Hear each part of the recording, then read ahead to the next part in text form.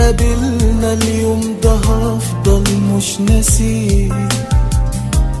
انا انكتب لي احلى قصة حب فيه، اول مشاعر حلوة قلبي حساها، ولهفتي لميعاد قبلك بعدها.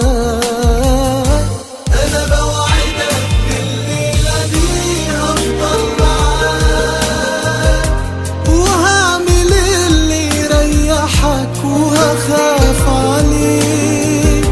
انا بوعدك يا حبيبي يا اجمل ملاك، لو عوزت نجمة من السماء هجيبها ليك.